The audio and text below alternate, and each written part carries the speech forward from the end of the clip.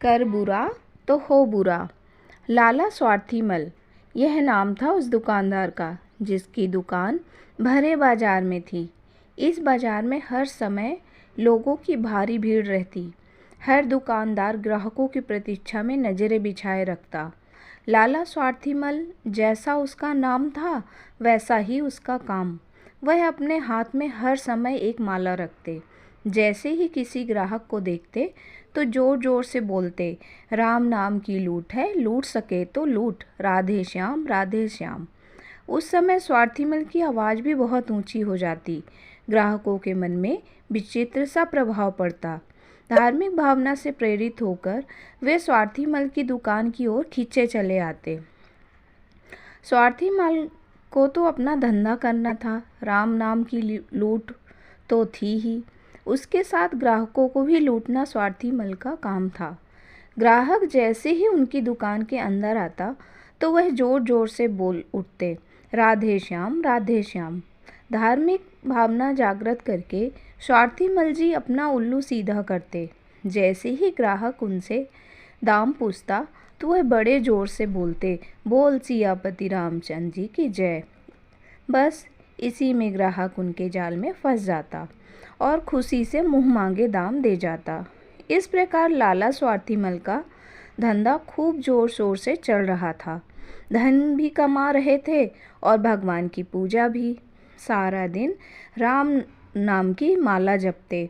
प्रभु भी उन पर प्रसन्न हो गए। उन्होंने प्रसन्न होकर दर्शन दिए और प्रकट होकर बोले, स्वार्थीमल, मैं आपकी तपस्या से खुश हुआ। अब आप जो भी हमसे वरदान मांगना हो मांग सकते हो। स्वार्थीमल के सामने तो केवल अपना ही स्वार्थ था। स्वार्थी आदमी प्रभु से धन के अतिरिक्त और क्या मांगेगा। असल में उनके मन में तो यह बात आई थी कि जितना धन पड़ोसी कमाए उससे दुगना मेरे पास आए।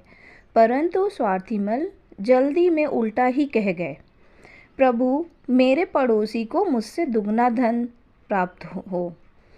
यह कहकर प्रभु चले गए।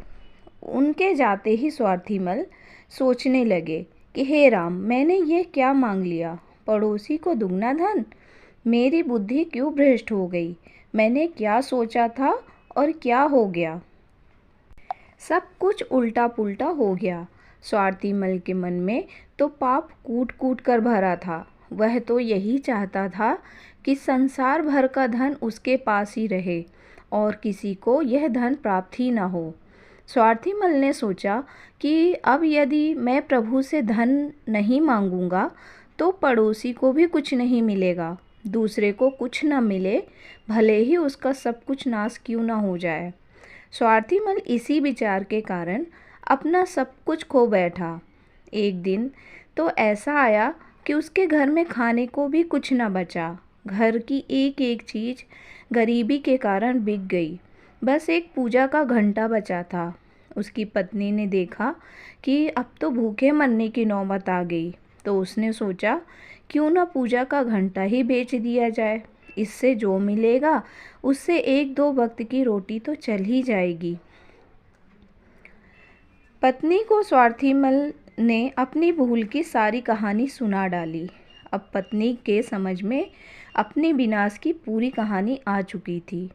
तभी उसने घंटे के आगे बैठकर प्रभु की उपासना करते हुए कहा, हे प्रभु, हमें एक अच्छा मकान दो, खाने पीने के लिए धन दो, हमारी दुकान को पहले की भांति चला दो। अब हम किसी का बुरा नहीं सोचेंगे और सबका भला चाहेंगे। सुबह उठकर उन्होंने देखा कि उनका मकान तो एकदम नया बन गया। एक मंजिल के ऊपर दूसरी मंजिल बन गई। सोने के बहुत से सिक्के घर में पड़े हैं।